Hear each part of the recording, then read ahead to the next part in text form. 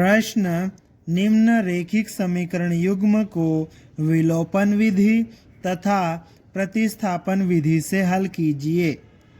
हमें इस प्रश्न में ये जो समीकरणों का युग्म दिया है इसे पहले विलोपन विधि से हल करना है और उसके बाद में प्रतिस्थापन विधि से हल करना है। ठीक है, तो इस प्रश्न को हल करने के लिए हम क्या करेंगे, दोनों विधियों से अलग अलग हल करना है। तो पहले विलोपन विधि से हम हल करेंगे, तो विलोपन विधि हम हेडिंग डाल लेते हैं। उसके बाद में लिखेंगे हल, दिया है रेखिक समीकरण युग्म। उसके बाद में इन दोनों समीकरणों को लिख लेंगे x प्लस वाई बराबर 5 और 2x माइनस 3y बराबर 4। ठीक है, अब उसके बाद में जो पहला समीकरण दिया है इसको हम समीकरण नंबर 1 नाम देंगे और दूसरे समीकरण को समीकरण नंबर 2 नाम देंगे। ठीक है, अब उसके बाद में ये जो विलोपन विधि है, विलोपन विधि में हम क्या करते हैं, x या y इन दोनों में से किसी भी एक चर को विलोपित करते हैं, मतलब उसको गायब करते हैं या हटा देते हैं। ठीक है, और उसके लिए हमें क्या करना पड़ता है, जिसको हम विलोपित कर रहे हैं उसको सेम बनाते हैं, दोनों समीकरणों में सेम बनाते हैं। तो देखो यहाँ पर x या y इन दोनों में से हम किसको विलोपित करें, जो हमें छोटा लगेगा, आसान लगेगा, जिसके आगे छोटी संख्या लगेगी उसको हम विलोपित करेंगे। तो देखो यहाँ पर हमें x को विलोपित करना चाह रहे हैं हम, तो x को हम सेम बनाएंगे। ठीक है, तो देखो यहाँ पर x के साथ में पहले समीकरण में x के साथ में कितना लिखा हुआ है, कुछ नहीं दिख रहा है, मतलब 1 लिखा हुआ है। तो इस नीचे वाले समीकरण में हम 1 का गुणा कर देंगे। अब देखो दूसरे समीकरण में x के साथ में कितना दिख रहा है, 2 दिख रहा है, तो इस समीकरण में हम 2 का गुणा कर देंगे। ठीक है, तो इसको हम लिख लेते हैं अच्छे से। हमने इसको व्यवस्थित लिख लिया है। समीकरण 1 में 2 का तथा समीकरण 2 में 1 का गुणा करने पर, तो देखो समीकरण 1 में 2 का गुणा कर रहे हैं और समीकरण 2 में 1 का गुणा कर रहे हैं, इसको हमने यहाँ पर लिख लिया है। अब इसमें गुणा भी कर देते हैं, तो देखो इस 2 का गुणा पूरे समीकरण में होने वाला है, तो 2 का गुणा x के साथ में करेंगे तो कितना हो जाएगा, 2x प्लस 2 का गुणा y के साथ में करेंगे तो कितना हो जाएगा, 2y बराबर 2 का गुणा इस 5 के साथ में करेंगे तो कितना हो जाएगा, 10। ठीक है, अब 1 का गुणा करेंगे हम इस पूरे समीकरण में, 1 का गुणा पूरे समीकरण के साथ में करेंगे तो वही समीकरण पूरा आएगा। तो इसको हम लिख लेते हैं 2x माइनस 3y और बराबर 4। ठीक है, अब इसके बाद में हम क्या करेंगे, यहाँ पर एक लाइन खींच लेंगे। आप देखो हम यहाँ पर x को विलोपित करना चाहते हैं और x को हमने सेम बना लिया है। अब उसके बाद में इनके चिन्ह देखेंगे, अगर इनके चिन्ह सेम रहे, समान, यानी कि दोनों के चिन्ह एक जैसे, या तो प्लस या माइनस दोनों के सेम रहे, तो हम यहाँ पर इसका चिन्ह बदलेंगे नीचे वाले समीकरण का। अगर दोनों के चिन्ह अलग अलग रहते हैं तो हम चिन्ह नहीं बदलते हैं। तो देखो इन दोनों के चिन्ह प्लस से, मतलब दोनों के चिन्ह सेम है, तो इस नीचे वाले समीकरण का हम चिन्ह बदलेंगे। तो देखो चिन्ह बदल लेते हैं, ये प्लस का है तो माइनस हो जाएगा और ये माइनस का है तो प्लस हो जाएगा और ये प्लस का है तो माइनस हो जाएगा। ठीक है, अब 2x माइनस 2x ये 0 हो जाएगा, तो इसको ऐसे काट दो। ठीक है, ये 2y प्लस का है और ये 3y हमने चिन्ह बदला है, प्लस का है ये भी, है ना, तो ये प्लस का है तो कितना हो जाएगा, 5y हो जाएगा बराबर 10 प्लस का है और 4 माइनस का है तो घट जाएगा, कितना आ जाएगा, 6। यहाँ पर हमें y का मान निकालना है, y के साथ में 5 गुणा में है, बराबर के उधर जाएगा तो 6 के बटे में आ जाएगा। ठीक है, इस तरह से हमें y का मान 6/5 मिल गया। अब इस मान को हम समीकरण 1 या 2 दोनों में से किसी में भी रख सकते हैं। तो हमें समीकरण नंबर 1 छोटा लग रहा है, तो y का मान हम समीकरण 1 में रखेंगे। इसके लिए हम लिखेंगे y का मान समीकरण 1 में रखने पर, और उसके बाद में समीकरण नंबर 1 को लिख लेंगे।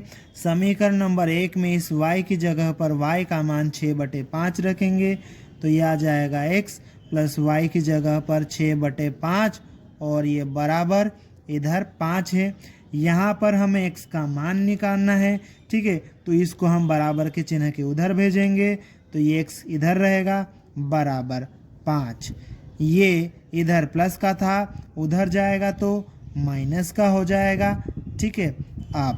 अब इसको हम किस तरह से सोल्व करते हैं? इसको सोल्व करने के लिए हम क्या करते हैं, बटे में 5 लिखा है ना, तो ये पूरे के बटे में लिख देते हैं, और 5 इसके बटे में था तो ये भी ऐसा ही आ जाता है। अब इसके बटे में नहीं है ना, तो इस 5 का इसके साथ में गुणा कर देते हैं। तो 5 का 5 के साथ में गुणा करेंगे तो कितना आ जाएगा, 25 आ जाएगा, ठीक है। अब 25 में से 6 घटाएंगे तो कितना आ जाएगा, 19 आ जाएगा, ठीक है। और बटे में कितना है, 5, ठीक है। इस तरह से x का मान कितना आ गया, 19/5। अतः x बराबर 19/5 और y बराबर 6/5, ये विलोपन विधि से हमारा उत्तर आ गया। अब हम क्या करेंगे, इसको प्रतिस्थापन विधि से हल करेंगे। प्रतिस्थापन विधि से हल करने के लिए हम क्या करेंगे, प्रतिस्थापन विधि लिखेंगे, अंडरलाइन कर देंगे, और उसके बाद में जिस प्रकार हमने विलोपन विधि से पूरा समीकरण हल किया था उसी तरह से हम इसको पूरा हल करेंगे। तो लिखेंगे हल दिया है रैखिक समीकरण युग्म, और उसके बाद में दोनों समीकरणों को हम लिख लेंगे। अब इन दोनों समीकरणों में से हमें जो समीकरण छोटा लगेगा उसको हम लेंगे, ठीक है। इसके लिए हम लिखेंगे अब समीकरण, कौन सा समीकरण हमें छोटा लग रहा है, समीकरण नंबर 1 छोटा है, तो लिखेंगे अब समीकरण 1 से, और उसके बाद में समीकरण 1 को हम लिख लेंगे। यहाँ से हम x या y दोनों में से किसी भी एक का टेम्परेरी मान निकाल सकते हैं, ठीक है। तो हम यहाँ से x का मान निकाल लेते हैं, तो ये x इधर ही रहेगा बराबर 5, y जो है बराबर के इधर प्लस का था, बराबर के चिन्ह के उधर जाएगा तो माइनस का हो जाएगा। तो x बराबर 5 माइनस y, ये हमारा समीकरण नंबर 3 हो जाएगा। अब हमने समीकरण 3 में x का ये जो टेम्परेरी मान निकाला है, इस मान को हम उस समीकरण में रखेंगे जिसका प्रयोग हमने अभी तक नहीं किया है। समीकरण 1 का प्रयोग हमने कर लिया है, समीकरण 2 बचा हुआ है, तो x के इस टेम्परेरी मान को हम समीकरण 2 में रखेंगे। इसके लिए हम लिखेंगे समीकरण 3 से x का मान समीकरण 2 में रखने पर, और उसके बाद में समीकरण 2 को हम लिख लेंगे। समीकरण 2 में इस x की जगह पर ये x का मान हम यहाँ पर रखेंगे, ठीक है। तो ये लिखेंगे 2, x की जगह पर x का मान 5 माइनस y, फिर ये माइनस 3y, और ये बराबर 4, ठीक है।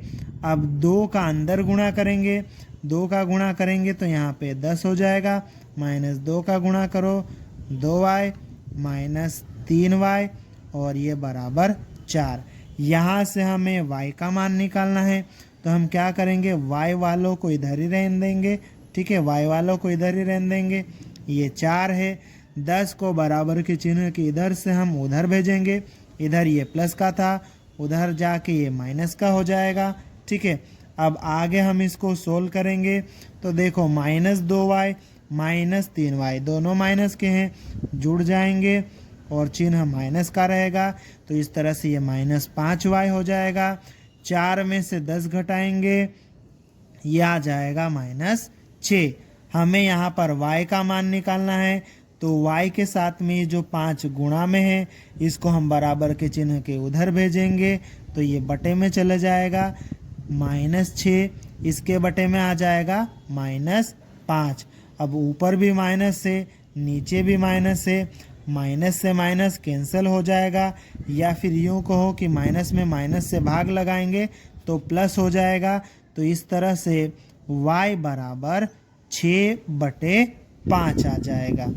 अब y का ये जो मान हमें 6/5 मिला है, इस मान को हम किस में रखेंगे? समीकरण नंबर 3 में। इसके लिए हम लिखेंगे y का मान समीकरण 3 में रखने पर, और उसके बाद में समीकरण नंबर 3 को हम लिख लेंगे। अब समीकरण नंबर 3 में ये जो y है, y की जगह पर y का मान 6/5 हम रखेंगे।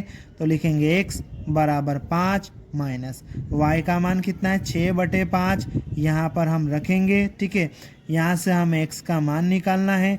तो देखो ये जो बटे में 5 है ना, सिर्फ 6 के बटे में है, इसको पूरे के बटे में हमें लेना है। ठीक है, तो हम क्या करेंगे? इस 5 को पूरे के बटे में लिख देंगे, और जिसके बटे में ये था वो 6 तो वैसा ही आ जाएगा। अब ये जो 5 है इसके बटे में नहीं था, तो इस 5 का इसके साथ में गुणा हो जाएगा, 25 हो जाएगा, बीच में माइनस। अब x बराबर 25 में से 6 घटाओ 19 आ जाएगा, और बटे 5। इस तरह से हमें x का मान भी मिल गया। अतः x बराबर 19/5 और y बराबर 6/5, ये हमारा प्रतिस्थापन विधि से उत्तर है। इस प्रकार हमने इस प्रश्न को विलोपन विधि से भी हल कर लिया और प्रतिस्थापन विधि से भी हल कर लिया। दोनों ही विधियों से सेम उत्तर आता है, और इस प्रकार से हमारे इस प्रश्न का उत्तर कंप्लीट हुआ।